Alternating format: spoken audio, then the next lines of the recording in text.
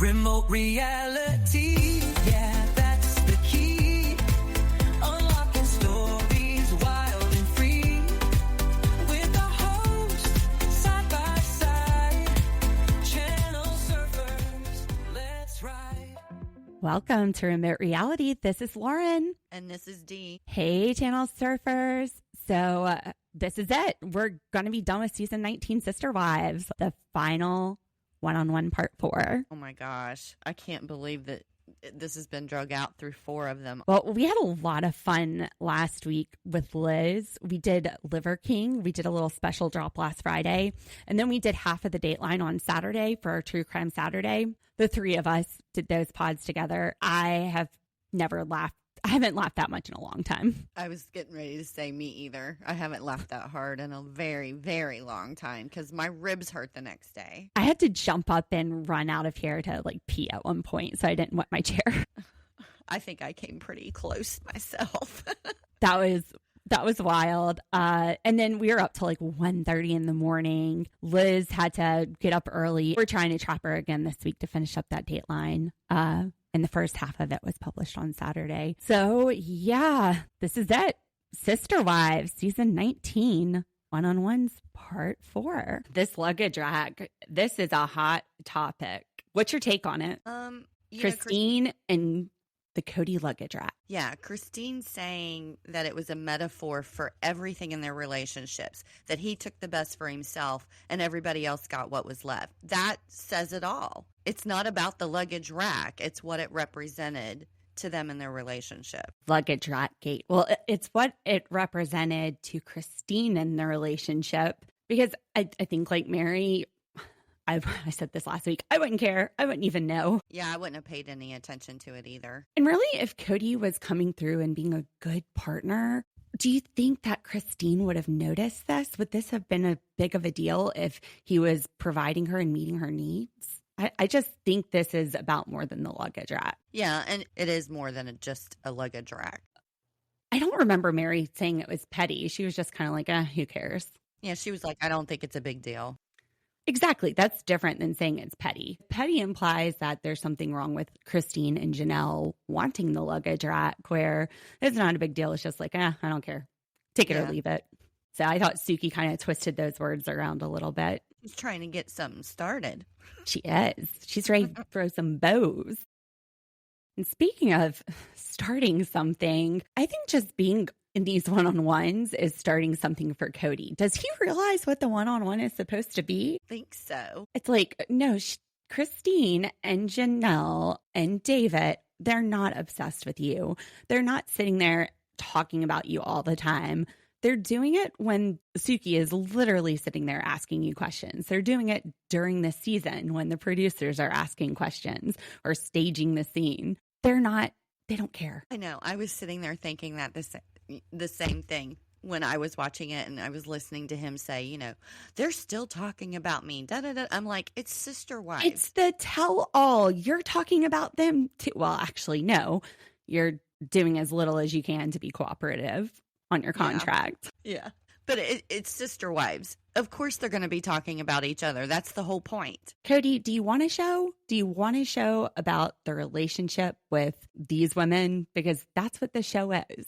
Or are you done? Are you ready to just walk away from it? Walk away from that paycheck? Figure out a different way to buy your new house? You can't have it all. And I thought it was pretty brilliant toward the end of the episode where Suki says, well, I would like for you all to just come and sit down on the couch together. Yeah, no joke. Oh my gosh, absolutely.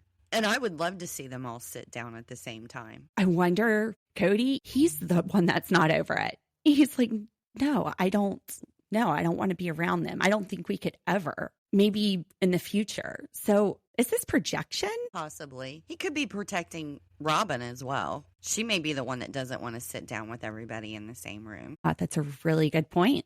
I didn't think about that. Yeah, he's all about protecting her. That's a really good point. It definitely could be that. It could also be his ego is just so fragile. He's so used to being the center of their universe, and he's not anymore. And yeah, he definitely has a the world revolves around me kind of mentality when it comes to himself. Like they just haven't gotten over him. It's his personality. Not balding, guys. Bald. Just shave it off. Like Mr. Clean. Hey.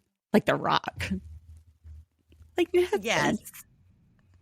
Yeah. Now, to be fair, I don't think Christine and Janelle have any romantic feelings for him. I think they're over that part. But she's not over the anger for all of the abuse and neglect that she's had over the year. It's probably a way of her processing and healing. She also is probably stunned daily with her healthy relationship and that things could actually be this way. And you're going to compare. As much as Kody is like, oh, don't compare, don't compare. All he does is compare. You're going to sit there and think, wow, I've got it really good. Like, it wasn't this good in the past. I can't believe it can be this good, which is more of an appreciation for David than being obsessed about Kody. It's more a critique of Kody, which of course he wouldn't like. You don't know what you're missing until something shows you. And David is probably showing her a lot of things that were missing in her relationship with Kody. It's like Cody's the vanilla ice cream and David's the sundae with caramel and cherries and everything. Yeah, the banana split. I still have a lot of bananas, so I might need to You get need that to try recipe. that. Yeah, you need to try that. Speaking of recipes, if anybody is looking for what to cook, what's for dinner, this week I created a summer week meal plan and a shopping list, and I posted it on the Facebook group, Remote Reality, and I'm going to try to do that every week. I need to be a little more organized. It always gets to dinner time and I'm just like, what am I going to do? So it was actually really easy. And I sent it to some of my friends and they liked it, but I'm going to start posting that in the Facebook group. I might start posting it on Instagram. I need to post something on Instagram, but yeah, every week I'm going to put that out. I'm thinking I'll drop those on Thursday. So you have time to shop for the weekend, but yeah. So sorry, ADHD sidetrack, but, I'm trying to get my life organized. If you guys need some help with organizing, come on over and look. Last week, the episode wasn't quite as spicy as the other couple of weeks, but I think they're trying to bring some of that drama back because we have all of the gates today. We start off the episode with luggage rack gate, and now we are on to campfire gate. What do you think about how this 4-part tell-all went? I honestly was thinking that, it would get more and more controversial and, he has really been acting childish in a lot of these episodes. So I thought we were going to see more of that kind of stuff was going to get worse. And then it got a little bit calmer. I don't think he's behaving himself. Behaving himself would be being forthright and coming through with information and, telling all instead of sitting there saying, well, why are they talking about me? It's a one-on-one. You're talking about the season. You are part of the season. This show is called Sister Wives. It's about you and these women. So yeah, that's what the show is about. I mean, just anyway. So Campfire Gate. I think in the first episode we had some drama. I think the second episode was probably the most drama. I think that's the one that he had like some wild-eyed looking moments and just. I thought he was about to get hit by Suki. Gloves off. That was a gloves off episode. That one was good. Yeah, I agree. So Campfire Gate. Christine, we're going back to that clip where she is riding with David in the U-Haul and she's talking about how Kody really values appearance. He values appearance over anything. Robyn is sitting there and putting on makeup, and she and Janelle, while they're camping, sweating over the fire, and Kody compliments Robyn on her looks. So what do you think of what Christine's telling us? They were missing the point altogether. What Christine was trying to say is they're doing all of this work. They're not paying attention to how they look. They're just getting the cooking done. They're taking the kids fishing, and the one that gets complimented is Robyn for how she looks, and all she's done is sit there and put makeup on. Kody didn't appreciate her. He seemed to value the appearance over things that she finds more substantive. Yeah, how they looked. He didn't have any respect for her as a wife, as a mother, as a woman. You can see that just as far as appearances, the houses that he's choosing to live in, the cars that he's choosing to drive, him refusing to shave his hair and wearing sunglasses up there to hide his balding spots and doing that extra curly girl method to make sure every ringlet is perfect, like Shirley Temple.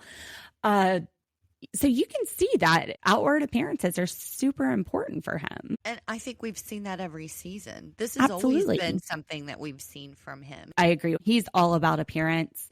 Now, David lost me on this part. I had to rewind and rewatch it. He was saying, yeah. So Suki asks if that's a polygamous thing, that they need to control their women. And he said it doesn't come from polygamy, but then he goes, but polygamists don't want you to express yourself. Everything needs to be controlled. You just said it didn't come from polygamy. And then you're like, yeah, absolutely. That's how they are.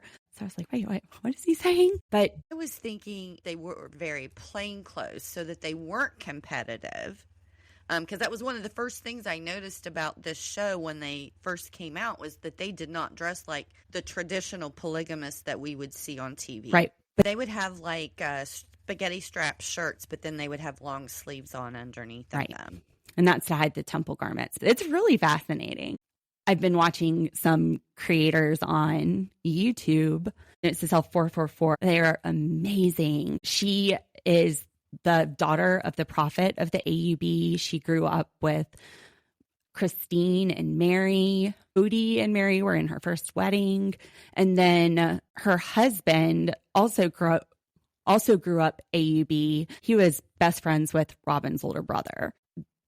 Just the stuff that they add to it. If you guys haven't seen Notes to Self 444 on YouTube, go check them out. I love them. They are my faves. Their voices are just, it's so cool to listen to them. It just feels like you're hanging out with your friends. They're so just down to earth, and really their perspective, they're seeing it from a insider's perspective. They have lived this. There's something cultural about this that I think we tend to lose out on because I'm not a polygamist. Dee, you're not a polygamist. So, and I've learned just listening to them that maybe some of my views and interpretations were based on my idea of how things work instead of what their culture had as far as the idea. Yeah, I can see that. And it could be part of the edit. He went from saying, no, it's not polygamy. And then all of a sudden it cuts away from him and you hear him talking about what the polygamists do. That's probably the edit. Yeah, because it sounded like two different conversations. It did. That's the reason why I think it didn't make sense to me. That makes more sense because I was like, David, what are you thinking here? You're saying yes and no at the same time. It didn't make any sense. It was like two different conversations. As far as like lumping all polygamists into that category, I'm sure he grew up in it. I'm sure he knows couples where that's not true. I mean, did you ever watch My 5 Wives with Brady Williams? Mm-hmm. So completely different vibe. Yeah, very much more relaxed and modern, I thought. Well, and those women ruled him. He knows his place. On YouTube, there is an interview with Brady Williams from within the last year, but he's talking about them leaving Mormonism. And one of the turning points for him, which you guys definitely go look this up on YouTube, just Brady Williams interview. This was pretty powerful. So he went to like a camp, like a survival camp where they drop you off. You have to find your way back. And he sees this guy. He's got long hair. He's got tattoos, which in Mormonism, you're not supposed to have tattoos because that defiles the temple. So sees him at the airport and the guy's over just talking to random people. He's talking to this lady in a wheelchair and it's like he doesn't even see the wheelchair, but he's just so friendly with everybody that he sees him talking to. And he walks by him on the plane and he smiles and waves at him, at Brady, this guy with the long hair and tattoos. And he's like, oh, hey. And then they get on the same bus together and they're going to the same survival camp. So the first few days, he's watching this guy just interacting with everybody. There's like this muscular guy that everyone wants to be friends with. This tattoo guy, it's like he doesn't even see any difference between anybody. He's just friendly to everybody. So he's curious. He goes up to the guy and he's like, I just noticed how welcoming you are to people and how you genuinely take interest in what they have to say. You know, what's that about? Oh, apparently he was a troubled teen and he went to Outward Bound, which actually Rob, my husband, he was sent to Outward Bound as well after a few rough semesters at Clemson. It's this camp thing.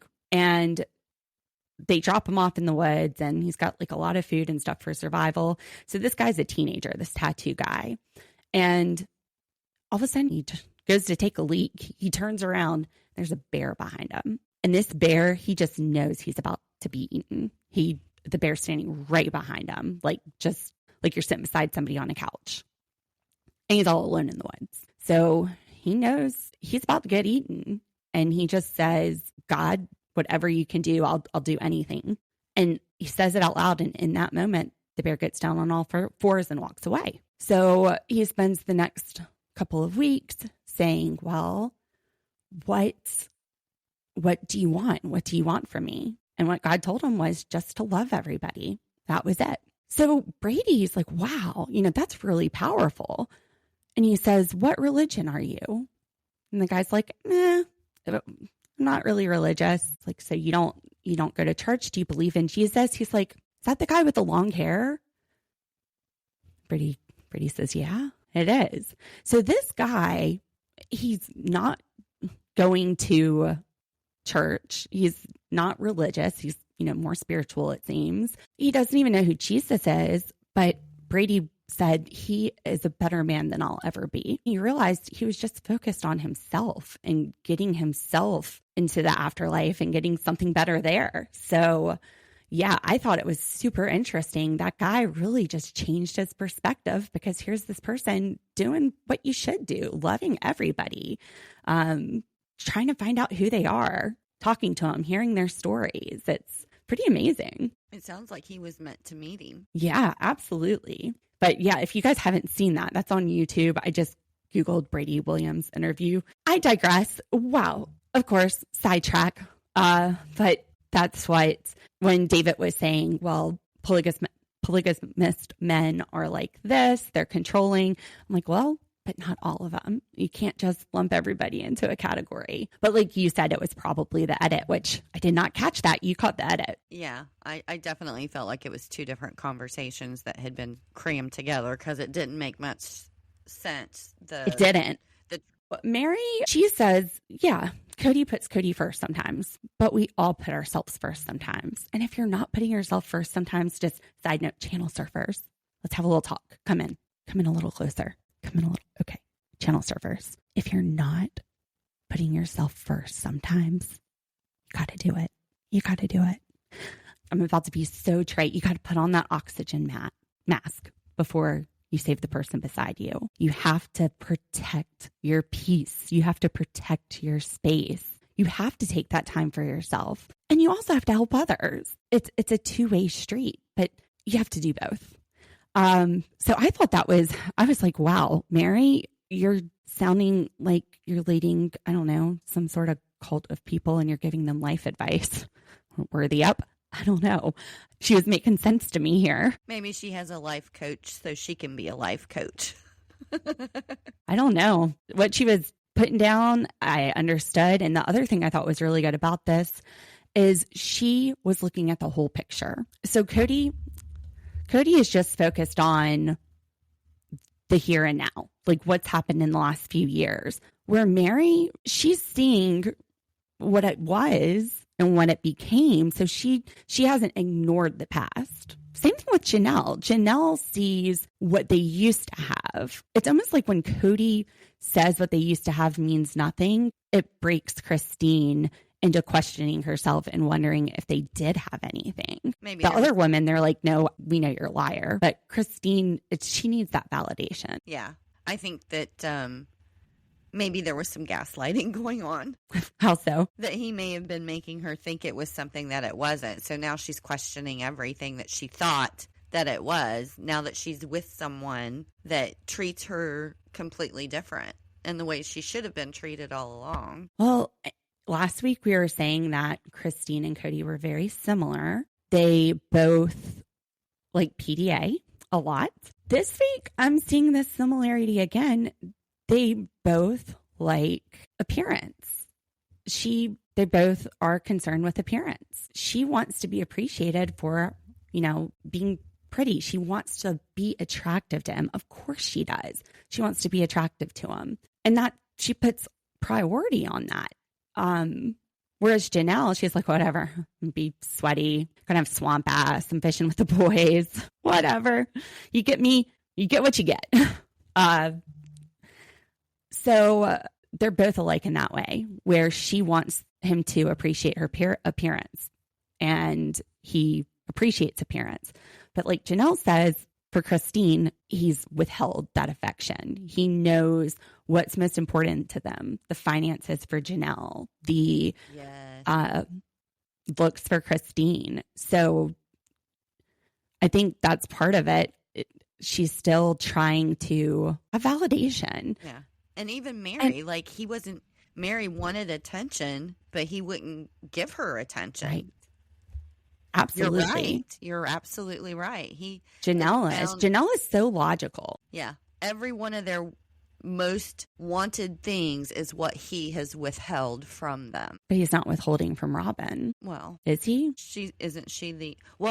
I don't know. Interesting. Wonder what it could be. If he was withholding something from Robyn, what would it be? Think on it for a second. So Dee and I just took a 5-minute break to brainstorm, and also so I could let my dog in. Teddy was sitting there scratching at the door, wanting to come in and watch some Sister Wives. What do you think, Ted?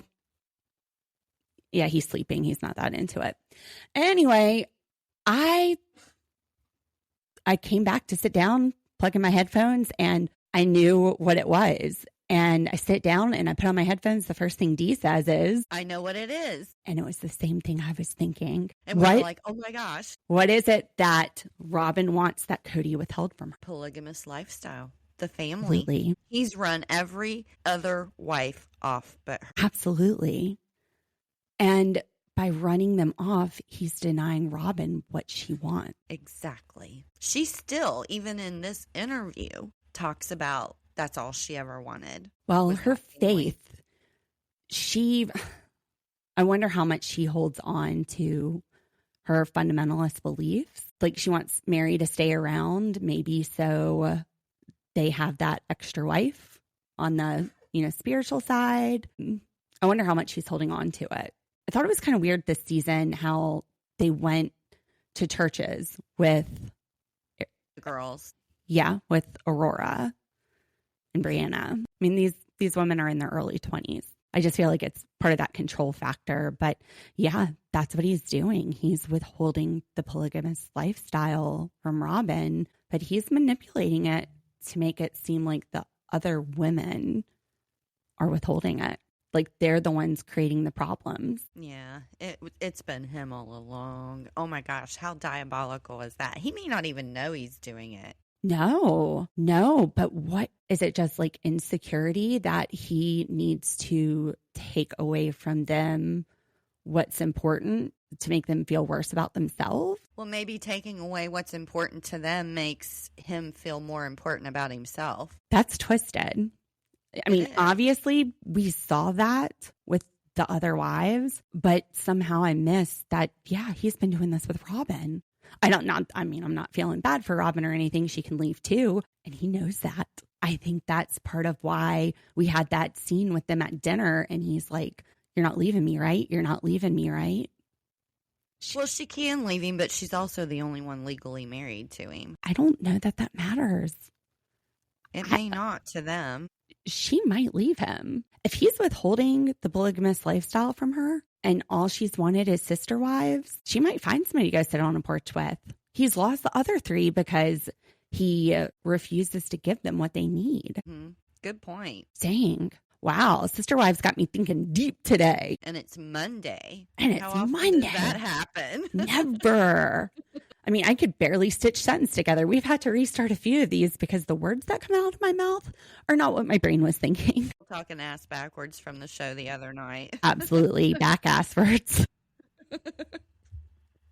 But yeah, Kody, he doesn't have any respect for Christine, not as a mom. And she's like, not as a sister wife, or what does he call it? And she looks over at David, and I had to slow this down because he bleeped it out. I wanted to make sure I knew what she was saying. So I watched it back at half speed, 0.5 speed. Yeah, it's shit wife. He called her a shit wife. That's so charming. That's awful. Yeah. She thought it was funny, though. She was laughing about it. I'm sure she wasn't laughing at the time. She's probably just laughing because he's so ridiculous. He is saying that he wasn't going to be ugly to them. Everything was going to be fine. But when they left, they made it ugly. They left because you were making it ugly. Yeah. He tries to say he's just counterpunching. No, dude, you started this passive aggressively, but you started this. I mean, how mean have they really been? They I haven't. mean, I don't think they've been mean. They've been Honest? talking about their experience, Yeah. but I haven't seen them being mean to him or mean about him. They're just being honest. He is seeing it like in hyperdrive. Whatever's happening in his mind, it's way worse. It's a personal affront. That's the way he sees it. Well, I mean, they left him. Mhm. I don't know how you see that as anything other than a personal affront, but just like everything is an attack. I don't know. So Kody, I don't think he knows what the heck's going on here. Suki, she tries to call him out on it. She says, well, hopefully one day you guys can sit together on this couch and I'll be here at once. And that just goes right over his head. Mm-hmm. He's like, no way. He starts talking about, well, maybe Robyn and David can arrange that. I don't think Robyn and David arranging things have anything to do with why you guys are not sitting on this couch together. I don't know why he thinks either one of them would even want to arrange it. Why are they having to arrange it? Is it an issue between Robyn and Christine? Why doesn't he arrange it? Well, I mean, yeah, he doesn't do any of that. Why doesn't Christine go direct? I mean, yeah, it just doesn't make sense. Yeah, I thought it was a very confusing statement. It's like he's saying they're not over it, and then he's getting caught because he's saying, oh, I don't think that will ever happen. And then he's like, oh, how can I make this so it doesn't look like it's about me not being over it? He's just like painting himself into a corner. Maybe Robyn will come in and Kody explain it for us. Robyn ain't doing shit this episode. None of them. She's done shit. None of them. Is it just me, or does she look like she's on a trazodone? I would say she is highly medicated, and I think we pointed that out another episode. She just, she's just so flippant with everything that she says. Literally flipping her hand around. Yeah, she doesn't really remember much of anything, which that's Nope. always been her MO. But I don't recall that.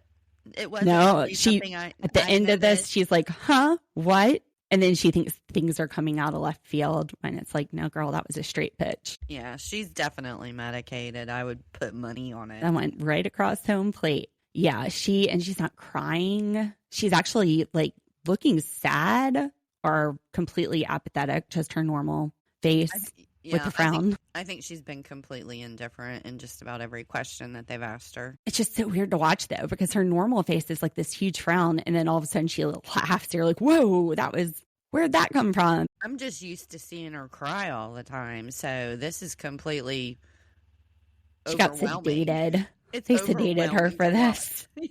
Yeah. Only God and trazodone can help. And now we're on to meet cute gates. I don't know, what should we call this conspiracy? I don't know. Like, it's Monday. I'm not going to come up with something right off the top of my head. This is okay. Yeah, we'll call it meet cute gate, because this story keeps changing about how Robyn and Kody met. Suki is very sly when she goes into this one. She is kind of making it about Robyn and Kody, but also calling him out on the fact that he's a hypocrite at the same time, because she starts by saying, well, early in the seasons, you said that you and Robyn met through Mary, but we learned more this season. We learned about a time where you first saw each other and you locked eyes in church. And that was a part of this love story that we never heard. Tell us about it. And he goes right into it.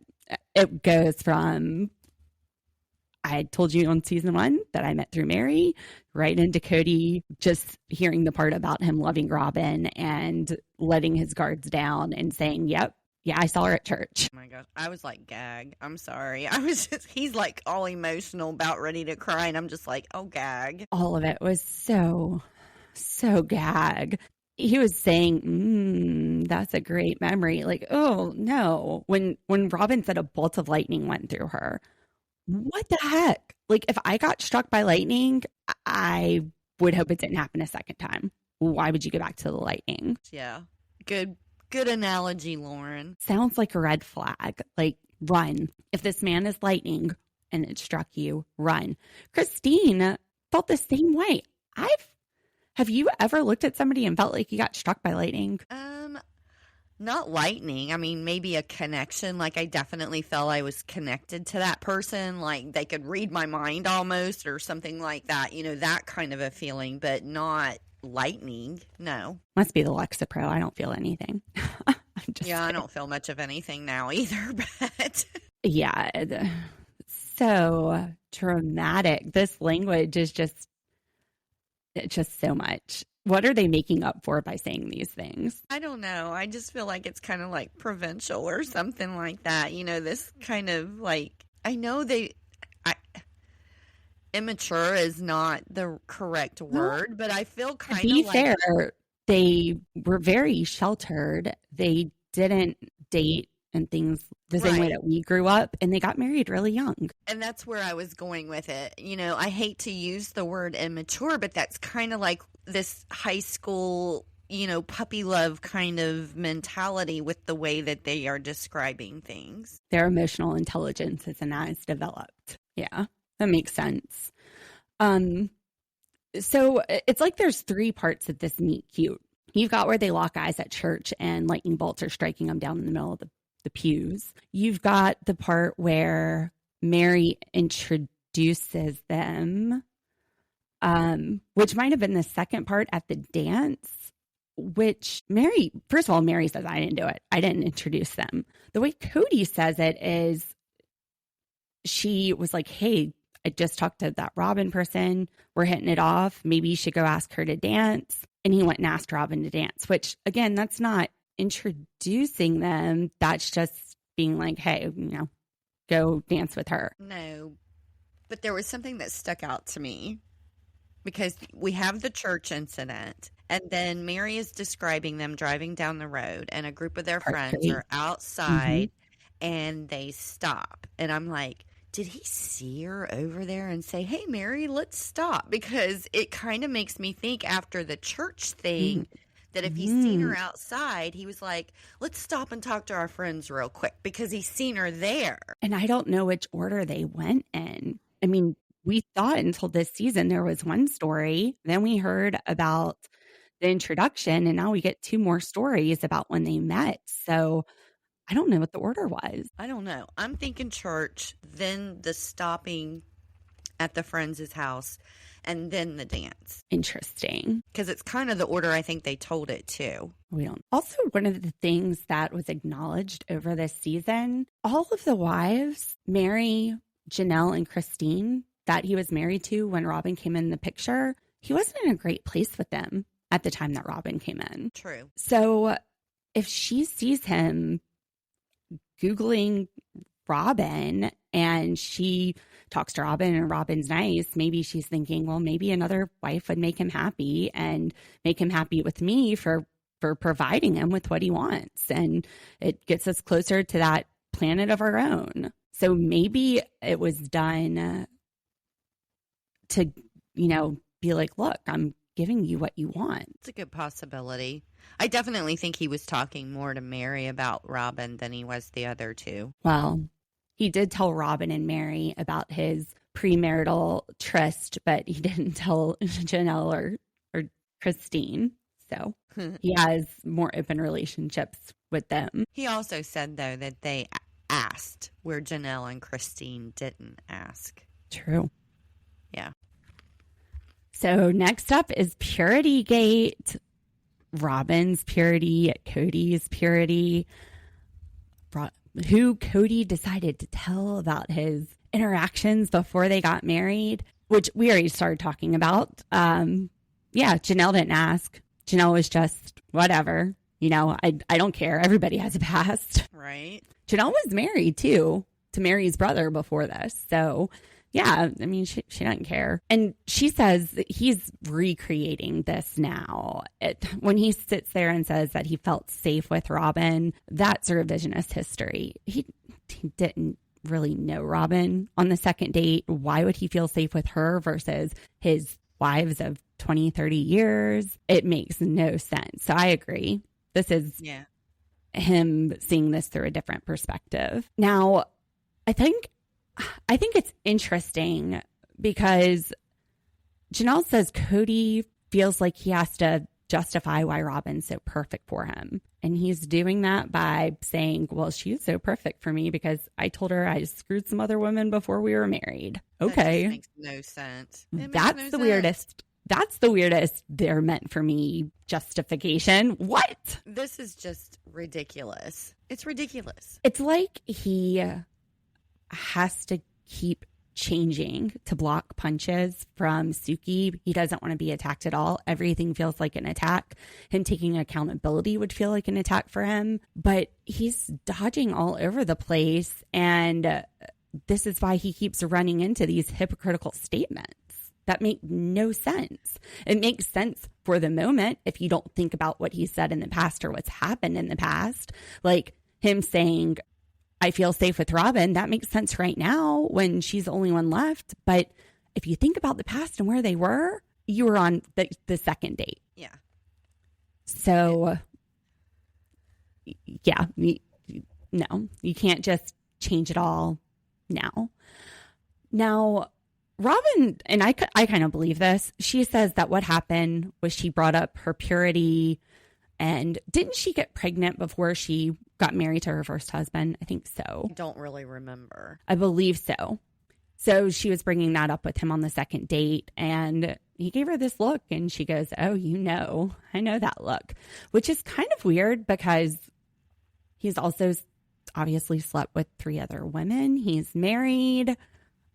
But I guess it's just how the conversation was worded. Or I don't know. Maybe she does read Kody. Telepathy. Yeah, that's kind of what I was thinking when I was watching that scene. I was like, okay, And I was just thinking to myself, why wouldn't he? He's got 3 wives. So I think there was more to the conversation than what they were telling us. Then again, to them, you're having sex with your wife. That's not infidelity. That's anointed under God. I don't know how you would say it. So, but the premarital tryst, that's hurting your purity. So you're still pure if you're having this relationship with your wives, but you wouldn't be pure if you did it outside. So maybe it was more in that context. That's what I was thinking too. I don't know. Kody and Robyn talk Kody and Robyn. You're right. But totally different language. I don't want to get to babble fish and try to figure it out. I don't care. They're boring. But so yeah, Kody was getting it in. He was a football player. He thought because he was an athlete that he had quite a few women after him. And by younger days. By we might not be talking about his ween. We might be talking about him finger banging because he's very sly about this. He doesn't want to really explain what's going on. Yeah, they were talking about bases, and I was like, those bases sound all fucked up compared to what I'm used to hearing the bases called. And then he goes back to his tell nothing status. Nope, Suki, we're not going to talk about it. You sit there and you try to paint me into a corner, and I start being generous and giving you a little bit, and now you're just going for more. Calm down, Kody. You signed a contract to do this tell all. You made a legal obligation to TLC to come in and do a one-on-one. And it looks like they've accommodated your little baby ass by making it true one-on-ones, which of course you're going to try to blame on David and Robyn. Calm down. Calm your tits, Kody. If you don't want to tell all, don't sign a contract. Give up the money. Give up the show. I'm glad that they're pushing on it this season. I'm glad that she is pushing his buttons. He is under contract to do it. I think that whoever is producing it this season, they've heard listeners say, we want somebody to hold him accountable. I wonder if they could put it in the contract for the next season. The only way they get paid is if they do a sit down with all of them in the same room together. And at this point, it might be, you know, you stroke my back, I stroke yours. Obviously, the show is still popular. It's still making money. It's getting interesting. So TLC doesn't want to lose the money either. I wonder if with Polyfamily, they were kind of just putting the bait out and seeing if they could get something as popular so they could just kick him to the curb. I think that was kind of like a sample run. I think they're looking for something else. It's been 19 seasons. You know, I don't know. That's my opinion. I think Polyfamily, 6 episodes turned into 5 because it didn't really hit the way we wanted it to hit. Doesn't hit the same way, but I think they're looking for something else so they don't have to deal with his little baby ass anymore. I know, but we're all invested. We still want to know what's going Are on. we? Are we? I don't wanna know care, what but I've happens just to been watching it Janelle. for so long. It's like a bad relationship. You stay because you've been there for so long. You don't leave. You're just like, it's my Sunday night. I want to see Janelle get happy, and I want to see Mary find somebody and be happy. But you're assuming an ending right now that might not happen.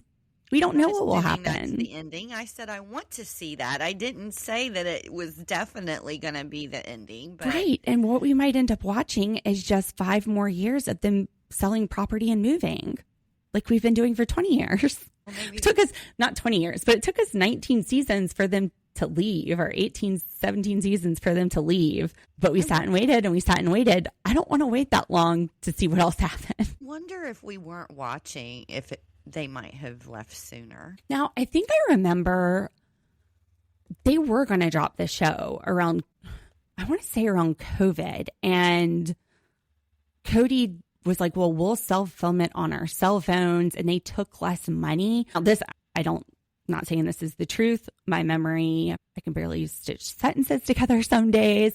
This was 5 years ago. COVID was a crazy time. But for some reason, I remember hearing that. Do you know what I'm talking about? Yeah, I don't recall hearing it, but I do know a lot of reality shows around that time. They either went bust or they were self-recording as well. So that wouldn't surprise me. And that Kody was like, no, just keep us on. We'll self-record. He cut a deal and took less money. I don't know. I'll have to look it up, but we got other stuff to do. It wouldn't surprise me. We've got legal work to do today too. So we have a job. We have a side job. we have careers. Meh. Nah, this is more fun. Screw it. Impurity Gate, that extends beyond Robyn's past before Kody and Cody's past before Robyn. Christine's got questions. I thought she had some very valid questions. I was wondering the same thing when Janelle said that they had courted for a year? Yeah, which they usually move a little faster in polygamous relationships. And if Janelle had the privilege of a year, she probably wouldn't have married him. I thought that was funny. Gotta move fast for a reason. Apparently it worked with Robyn, though. But they did live apart, so... And she had kids. Yeah, I don't know. But Christine says he was over there all the time. Or was that Janelle that said he was over there all the time? But didn't he say he would get a hotel room when he would go there? I don't know. I know one of them just said that he was over at Robyn's all the time while he was courting. Well, that should have been a signal on what's going to happen if he marries her. Look right here. It's not going to change when you get married. If I'm not mistaken, Christine was pregnant during Robyn and Kody's courtship. Mm-hmm. Yep, they sure were. Mm-hmm. So it's that picture. There's this picture for their engagement of them really close, kissing on the little sports car. And that makes Christine wonder, that's really intimate. Were they doing more? Mm-hmm. Just how close were they? I mean, I think there's one of him holding Robyn piggyback, one of Robyn on his shoulders. And if you remember the early episodes, they didn't show affection around each other. That was kind of one of the rules. We're not going to sit here and have a lot of affection in front of each other, just out of respect. And then Robyn comes in and she's engaged to your husband, and you're seeing pictures of her sliding all up on him on his car. Mm-hmm. Well, and then there's even the wedding dress fiasco, remember? We can call it wedding gate. Yeah. The girls all went with Robyn to look for wedding dress, and Yes. Kody and her had already picked it out. They Not let from this them- episode, but from a prior Right. season. Yes. And they had let all of them think that they were participating Picking it out. and picking it out. And But they she had took already- Kody and Kody picked it out. Yeah. Yeah, that was last season, I think. I don't know. I don't know if they did. They seem really defensive about it, though. If they didn't do it, I feel like they would be like, whatever, doesn't matter. Didn't Yeah. do it. It's always a sign when Kody gets defensive that something's about to. Well, Robyn is getting defensive too. She's saying, oh, no. All we did was a church kiss. I'm sorry, what? What? And I'm glad that Suki asks the question, because when she said church kiss, what? What is She that? said it was like a stamp. He just stamped his lips onto me. What? Like I'm her sorry. forehead or something. It's something that you could do in front of your pastor. I don't know. I grew up with priests. I'm not kissing people in church. Let's put it this way. It was so sweet, so innocent. How would you feel if Kody stamped Robyn? I mean, shoot. How would Robyn feel if Kody stamped Mary? Like when they were saying goodbye to each other, what if he stamped her? If it's so innocent. I mean, backing up to him on a U-Haul or kind of getting pushed by Nathan, that's inappropriate, but stamping is cool. It makes no sense. I wish he would have asked her that. Would it be okay if Kody stamped Mary now or stamped Christine now? Well, might be a chance, Christine. Here a stamp, there a stamp, everywhere a stamp. If he saw a woman at a, I don't know. There was something more to it. You know, Christine, she didn't kiss Kody until they were at the temple sealing the marriage. The kiss, that was their first kiss, was that seal. So I don't know. I wonder if that's how the purity speech got brought up. Cody's like, hey, you want to bang? She's like, done it before. Been there, done that. Let's go. Me too. for Let's it. ride. Robyn. Suki asks if Robyn is okay with this not being a polygamous relationship. And Robyn says, well, Kody, that's enough for me. If I had some sort of guarantee, or if I had some sort of guarantee that it would work out well and Kody wanted it, then yeah, I would be for it then. What does she mean by some sort of guarantee? She want like an insurance policy on this? Polygamy insurance policies? Oh, if they all came with insurance policies, polygamy or not. I don't know if you could find underwriters for this. I know, right? This is so stupid. Well, I'd have $1 million riding on that baby. If it doesn't work out, I cash in. But she does say that's the only thing that was taken away from her. And she says it that way. Polygamy is the only thing that was taken away from me. Who took it away? Kody. Although she's going to blame the wives. It's going to be everybody's fault but Kody's, because that's what he's got her believing. But yeah, wow. After talking about how Kody withheld what everybody wanted, at the end, we've got Robyn saying the one thing that was taken away was polygamy. Ain't that something? We Really? called it. We called it. And That's what does incredible. What does Kody say to Suki when she asks him if he'll ever do it again? No, he's done with it. He got what he wanted. Robyn didn't get what she wanted. Christine didn't get what she wanted. Mary didn't get what she wanted. And Janelle didn't get what she wanted. Kody got what he wanted, which is a marriage to the love of his life, Robyn. A lot of lives got destroyed, though, doing it that way. You know, I've gone back and forth on whether or not Robyn is kind of the master manipulator of all this. I think it's Kody. Now, I know Janelle says he's not that smart. I don't think there was some like grand plan. I think it was piecemeal. He fell in love with Robyn and he decided, I don't want this with the other wives. I don't want to have to leave her house. I don't want to have to sleep in their beds. And he starts withholding affection from Mary, from Christine, and then with COVID from Janelle. He just slowly fades out of the picture and leaves them to figure out where they stand. So I don't know that this is like some master plan, but yeah, subconsciously, I think he was withholding from them what they needed the most to help keep their self-esteem down. And then if they felt bad enough, they would stay with him. They would live for like the little moments that he gave them kind of what they wanted. No, I don't think that Robyn was necessarily a mastermind or something. I don't think this is the end result she wanted, but I definitely think that Robyn enjoyed being the chosen one among the four of them. And now that they're not there, she doesn't get any gratification in that anymore. See, from the religious standpoint, they felt like the only way for them to get that higher level of heaven was to do what Joseph Smith said to go by the original prophet, which is the difference between the polygamist, fundamentalist Mormon and the main Mormon church. Actually, one of the girls in my son's class, they're LDS, they're the mainstream Mormon. And I was talking to the little girl's mom because they had the birthday party at the temple. And she said that her father or her grandfather was one of the something at Brigham Young. The elders. No, it starts with a P. I can't remember. It was like maybe the something there.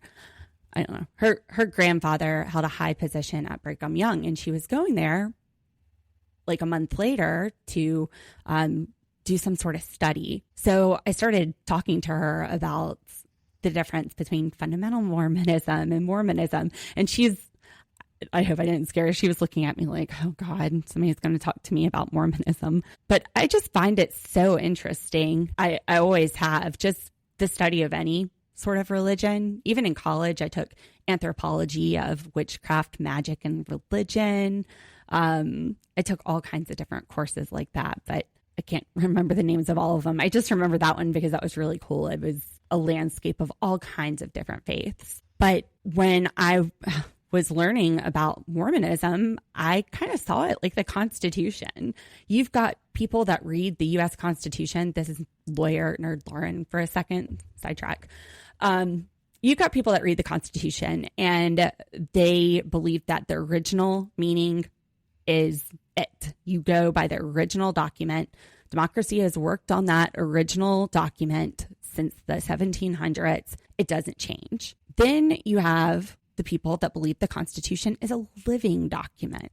So it can evolve with time. The meaning might change and that document can evolve. For example, getting rid of slavery, letting women vote. That's that living document. It's not the original writing.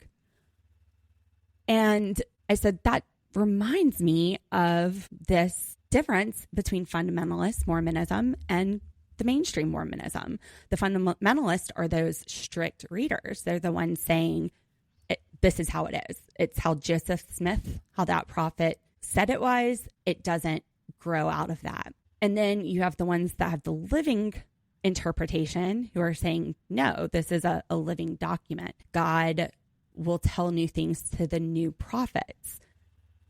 Different things maybe than what Joseph Smith was told. That was right for that time. It's not right for this time. So yeah, I think it's really interesting kind of the difference. Now, if she believes that that's her way to a higher heaven, she might not care about the sister wives. I mean, she's the favorite. He's not doing anybody but her anyway, but they're that ticket to her higher place in heaven. Yeah, I don't think I overthought it that much. Just trying to think of from their perspective though, because Robyn did grow up in polygamy. She may not have had the kind of polygamy where it was all one big house like the Browns had at first. She could have had like that monogamous, polygamous relationship. But yeah, this was a core belief. That's why they're doing this. They're sacrificing things in this life to make it better in the next life. So I think that she, kind of like that story that Brady Williams was saying, she's doing it for her afterlife. Okay. And that's why she wants them to stay together. That's why she wants polygamy. It's not for anything except to make sure that she becomes a goddess. Does that make sense? Yeah. I digress. Suki asked Robyn, what do you think about sister wives in the future. Dee thinks she's on board because she likes the attention. And I don't disagree that she does like being the favorite. Absolutely. But she could be his one and only favorite. What else would motivate her to share her husband, to have this drama? Maybe she just likes the drama. I'm thinking it's something spiritual that she hasn't quite left it. I wonder if she's hanging on to it, which is maybe another reason why Kody is afraid he might lose her to somebody that has more wives. I mean, right now, I guess he's still sealed to 3, which would be Christine, Janelle, and Robyn. Right. So I think he's got the minimum that he needs for the seal. But I don't know. Janelle doesn't seem like she wants to be tied to him for eternity. So I think she might actually do something about it. It'd be fun if she did. And Christine no longer believes the same way as them. So, but even if she doesn't, if their way's the one true right way, then. But she may not see it that way, is what I was saying. No, she doesn't. No. Yeah. No. But it doesn't mean that he doesn't have a wife. If that's how it works, it doesn't mean that he's not spiritually bound to 2 other ones besides Robyn. Yeah, I think the only reason that they were in this lifestyle was the future, the afterlife, what happens after death. And that's the only reason that I could see Robyn maybe considering staying in this, is that she still has fear that things aren't going to work out for her after this life. But she still needs a guarantee, so. Yeah, because she needs a guarantee that she's going to heaven before she shares her husband with somebody else. She's got insurance policy. Mm-hmm. So we go back to couples therapy gate, where the last time they were in Sedona, they had that little meetup with their old therapist and their new therapist, Pat and Nancy. And Pat said, all right, I want you guys to do a little experiment. Go stand near Kody where you feel that you are with your relationship now.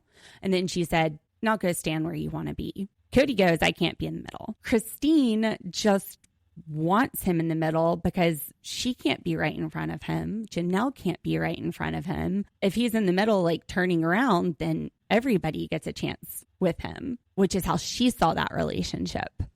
I thought it was very telling that he said he didn't want to be in the middle, because that's exactly where I would expect him to be. The center of the family. Yeah. But he doesn't want to give that affection to Christine. He doesn't want to acknowledge her as important. That's probably why he wouldn't do the middle. Because, of course, he said stuff that doesn't even make sense. Yeah, the last time they were in Sedona, it was not a good spot for Christine. And Suki says, well, where are you at now? And she's like, well, yeah, I'm happy now. I was miserable then. I'm so happy now. Her and David. And then we start talking about fighting styles. So apparently, Robyn doesn't let Kody leave until she's done talking. Christine says, I don't do that. You know, that's kind of strange to her. Now, to me, that's not strange. Although I won't, if I'm upset about something, I'll say a few things and then need my space to process it before I can logically talk about it. Sometimes it's better just to go cool off, think things through, and then come back with a clear head. Yeah, I can't have conversations when I'm actually mad. I have to wait until I calm down. Exactly. Just like, all right, just keep acting normal, process it, and then when it's time to talk, it's time to talk. But Robyn, she starts saying with Kody, if you're going to fight like a man, then fight like a man. He's going to match that energy. What the heck is she talking about? I don't know. I thought the same thing when I was watching that. I'm like, what do you mean fight like a man, fight like a woman? Is there a difference?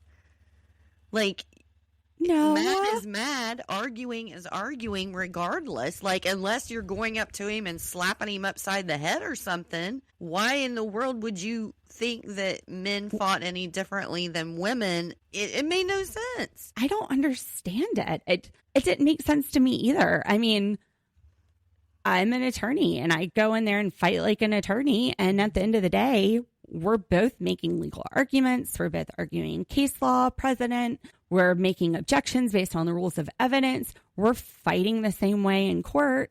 and whoever wins, wins. My husband and I, it's just our personalities. I'm more assertive. I tell it like it is.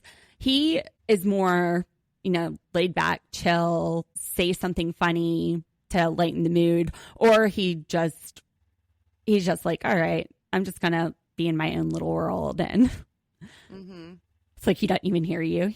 We're old. He's probably needs some hearing aids. I don't know. I probably need hearing aids too. Maybe she just nags. Maybe she thinks that's different than an actual argument. I don't know. But what does fighting like a woman mean? Fighting like a man. If you're going to fight him like a man.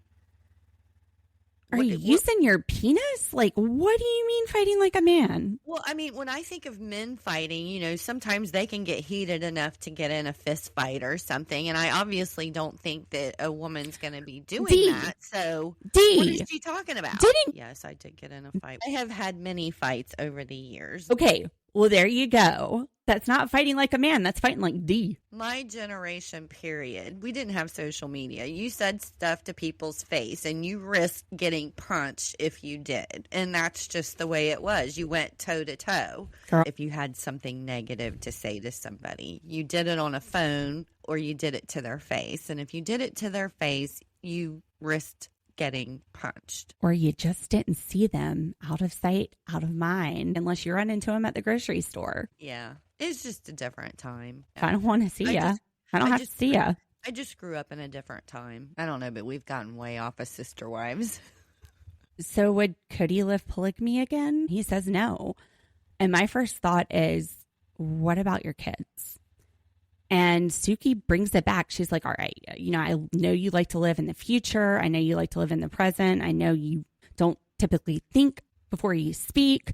What about the good times? What about Lehigh? What about Vegas? Because you're saying everything went downhill in Flagstaff. What about all the good times before that? All of that experience. And he says, no. Knowing now what that experience is like altogether, no. What are your kids thinking when you're saying that? I don't know. I just thought that was really crappy for him to say. Your kids came out of it. What an asshole. Well, we already know he's an asshole. The perfect idea for you is you, Robyn, and the family without any of these other wives being involved. Those wives' involvement brought you kids. Basically, you just want to erase your past. It's gross. He's rewriting history. That's all he's been doing this season and last season is rewriting his history. Kody Brown, no. I don't think Robyn's staying with him. 10 years. She'll be gone in the next 10. That's my guess. I say as soon as the show stops. Dry up. Yeah, the checks dry up. Yeah, could be that, but 10 years at most. So Mary, can polygamy work? She believes that it can work, but you have to have people who are devoted to polygamy. They're devoted to that covenant. They're not devoted to focusing on one spouse and having a sexual relationship with her and not the other ones. So she's saying, yeah, it could work if you do it right. If you're not a dick, it can work. So would Mary do polygamy again at this point in her life? No. Marry the monogamous. Good for Mary. Marry the monogamous. She's like, I'm too old to care about that shit anymore. She's reached that age where you just don't give a flip. And Kody's just so confusing. Suki says, well, do you believe in polygamy? Would you do it again? And he says, with the 4 wives? And then he kind of goes, oh, or if it's me and Robyn and finding another wife, doing it again that way. And then goes to, no one knew. Now he thinks Robyn's on the same page as him. Robyn, however, this is where she gets into this weird consensual talk. Yeah, if Kody's on board and everybody, makes a guarantee. She wants that insurance policy. She knows Kody's not on board. These two have had the conversation. Kody's sitting there telling us what Robyn really thinks, which is no, she doesn't want to do this again. And then Robyn is sitting there like, okay, well, maybe I can just push it off on Kody. Maybe if I say, yeah, I would consider it, but not if these people are going to just leave me. And if Kody wants, Kody doesn't want to do it. Just say no. Just say what you've been saying to him. She's just, I don't know. She's just trying to get a good edit. She's awful. She's not crying because she doesn't want to be seen crying, because she gets so much heat for that. She's not answering questions because she knows things can be twisted. And the more she talks, the more they have to work with to franken edit her. So she's just giving very short answers. She can't take the heat, and the heat's not coming off of her. I don't see a redemption arc happening for Kody and Robyn. They have been the villain of this, and every season they go on, it just gets worse. The edit just gets worse. Mm-hmm. So does Janelle see herself back in polygamy at some point? She's like, nah, I live in the South. I don't see that at all down here. And she lives in North Carolina, a state up from us. I've lived in South Carolina for 30 years. I don't know that I've ever seen a polygamous relationship. do I know any polyamorous people? I haven't come across any polygamous relationships. I've been here since 92. And I'm just talking about like here where I live, not people that I've met online that I'm friends with online. Well, I met here too. I've been in the South since 92, and I haven't come across any. Mm-mm. Yeah. I mean, the closest thing is that my uncle that my aunt married, he grew up Amish, and like hanging out with his family, that, just because of the prairie dresses. The clothing. Yeah. And it's always so weird because I see the Mormons in their prairie dresses with cell phones. I'm like, wait, you're not supposed to have a cell phone. It's like, oh, no. You're not Amish. Yeah, I was going to say Amish and polygamist are not anywhere the same or close. Well, the prairie dresses. A couple of years ago, my dad asked one of my uncle's family members, they're having like big family get together, and he asked if she had a face. He's like, oh, we should add each other on Facebook. I'm like, Dad, they don't do Facebook. Not how that works. And she was just laughing. She's like, yeah, we don't do the Facebooks. But she's just living her best life. I mean, that's really the ways to do it. Don't be in a hurry for someone to complete your life. Make your life complete, and then if someone comes along, you're going to be good. She's going to be great. She's going to love this farm, and I'm so excited for her life too. She is going to have so much fun, and this is such a different place than Utah. It's so many green trees and grass. You're not out in the middle of the desert. It's just very lush. I think she's really going to enjoy it. Yeah. And she's, going to be around Maddie and grandkids. Oh, so, absolutely. Yeah, bonus. Now, the weather, the humidity might suffocate her. Instead of going into a hot oven, it's like walking into a sauna. You walk outside and you're just dripping with humidity just within seconds. So that's going to be something to get used to. I'll have a little adjustment period. Yeah. She'll need to go get that Brazilian blowout so her hair doesn't freeze. Yeah. Also, she's not looking for a high maintenance prima donna this time. Take it how you want. That's such an accurate description of Kody. So accurate. This woman sees right through the BS. She is logical. She's thinking with her brain. And she's apathetic, which I love. Kody has got to be, I think she probably could hurt him the most. I think so too. Because she really is just like, screw you, I'm going home. Yeah. Well, she even threw a couple fuck yous at him a couple of times. And I'm not even telling you. I'm moving across the country. You'll find out when you find out. You'll find out later. Find out never. And back on Mary, we started to get a lot of information. Has Mary gotten any? Is she getting it in? Well, I don't know, because Just Jen said she was going to supply her with what? A box of rubbers? Boxes of condoms. Yeah.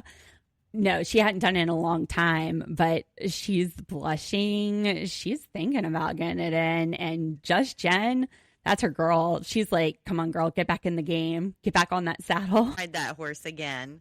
Giddy up. Giddy up. Oh, I like Just Jen. But yeah, Mary wants somebody whose energy matches her energy, like Jen. Yeah. Sweet, shy Mary is kind of blushing and saying, I don't know. She doesn't need to do it. Suki says, no, no, girl, you need to do it. It's time to do it. Suki's even pushing her. Yeah, she needs to get out there. I think she emotionally was probably treated the worst. So, and then Janelle says, people think that she's asexual. They say she's asexual because she didn't want to do assembly line kisses with Kody. But no, ladies and gentlemen, do not believe that. That is the farthest thing from the truth. She is a very sexual being and she has those urges and she just has to take care of them sometimes. She is an earth mama. Everything with the earth, wine, all of it. She's ready to just like Liver King bite right into the balls of that dead bull. What does she mean by earth mama? I don't know. I just assume she's taking care of business herself. And yeah, that's what I was thinking, clicking that mouse. Yep. I don't know what else. But then she went into earth mama and wine. So like, is she like doing this in her rose garden of trust with a bottle of wine? No, I don't know. Now I've got some weird like American, the one with Kevin Spacey, and I can't even think of the name of the movie. Suki thanks Janelle for just being honest, shooting it straight. And she says, what I want one day is for us to all get back together on the couch and do a one-on-one, but a tell-all instead. Not doing it to one-on-one, but doing a tell-all. Suki is tired of driving up into this studio 20 million times to accommodate a toddler tantrum. And Janelle's like, yeah, sounds good to me. She doesn't care. Bring it. She's bring it. Whatever. That'd be interesting, but sure. Let's do it. I love Janelle. Me too. Yeah. I think she gave us some of the best content with this tell-all, her and Christine. She is definitely the most over it. It's like she's made her peace. She's getting on with her life. And before this part, I don't know. I was wondering, are they on the fence about doing another season? Because wouldn't this be the perfect ending to the series, asking each one of the cast if they would do a polygamy again? Oh, you're right. Yeah. But then she said her hope is that they have a tell-all one day with all of them. Maybe it will be in the next contract. Tell-all with all of y'all or we're done. Yeah. Maybe. I would do it if I was them. That's exactly what I'd put in the contract. You guys want to do another season? The tell-all is all of you together sitting down. Because when this part happened, I thought they were giving up. I was like, I think they may have like talked about doing a new season. I don't think they've started filming yet. So maybe they were just letting it go. And then Suki said her hope is to have the tell-all with everybody. They're getting sick of Kody's BS. Production's sick of it. They let Suki out on him. They're not bowing down to his games anymore. Yeah, they're not worried about anything. They're going to show him who can lay pipe better. It's definitely not Kody. No. Everybody would leave. Exactly. As far as whether or not they could all sit down on one couch, Mary says, once people have healed, once they are over the hurt, over the past, yeah. But they're just, things have been processed. But she thinks that it can happen. Who do you think hasn't healed? I don't think Christine's completely healed yet. And I'm thinking she's talking about Kody and Robyn, because then we cut over to Kody and he's like waffling back and forth. He starts quoting Garth Brooks. I could have missed the pain, but I would have missed the dance. Well, he shouldn't take that song for this situation. Don't defile that song, Kody. I know, right? But he says kind of the same thing that Mary said, which was, yeah, once we get past the hurt, maybe in 5 years, we're all sitting on this couch together. He's trying to get that 5-year contract. That's what he's doing. Nail on the head right there. I can't imagine. What are they going to do for 5 more years? Keep moving houses? Then Suki thanks Kody for coming and talking and taking accountability. What did they cut out of this episode? Did something happen? We didn't see everything.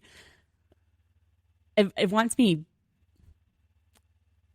want to see that raw, unedited footage. I would like to see it too if they think that he's taken it some kind of accountability, because any accountability that he has given, he's like, I take that back. He takes it back immediately. So, and the way it's edited, Suki looks like she's being a smartass, but maybe he did. Maybe he broke down at some points and did take accountability for things. I don't know, because we only see the edit. And of course, the way that they've been editing all season, this is what you would expect. But I was like, why would she thank him for it? So maybe he did. Well, I don't know that she was just being a smartass, because we know when she's calling him out. Maybe it was placating. It seemed genuine, and it was the end of the interview. I mean, at that point, just tell him to fuck off like Janelle did. Right. And Christine and David, they don't ask them if they would do polygamy again, because they've already told the world they're monogamous now. That has already been answered. But what they also tell us is they are so happy.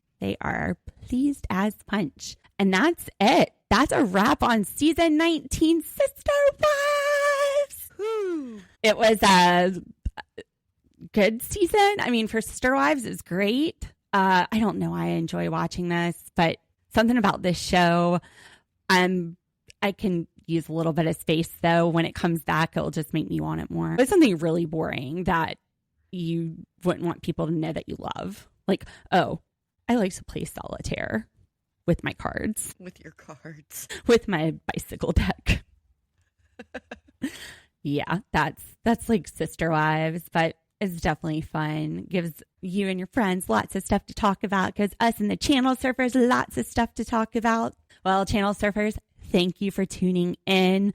I know that we jumped on Sister Wives at the very end of this season. I love Sister Wives, wanted to jump in on the end of it. So I always have something to say about these episodes, and now I've got a platform to say it. If you enjoyed our episode, please give us a 5-star review. Remember to follow us on Facebook, Instagram, YouTube, Apple Podcast, and Spotify. Rate, share, let other people who enjoy the same guilty pleasures as we do, let them know. Come chat with us. And I hope you guys have a great week. We will be back tomorrow, Tuesday, with 90 Day Hunt for Love. We will be back Saturday with True Crime Saturday. We're trying to trap a Liz again. We're always trying to trap Liz. She's a busy lady, but she knows we're here when she is ready to go. She's just been a busy, busy lady. Especially lately. Hopefully, we will be able to catch the ever evasive Liz and get some Liz content out this week. We had so much fun the other day. Thanks for listening. We'll see you later. Bye. Let's try.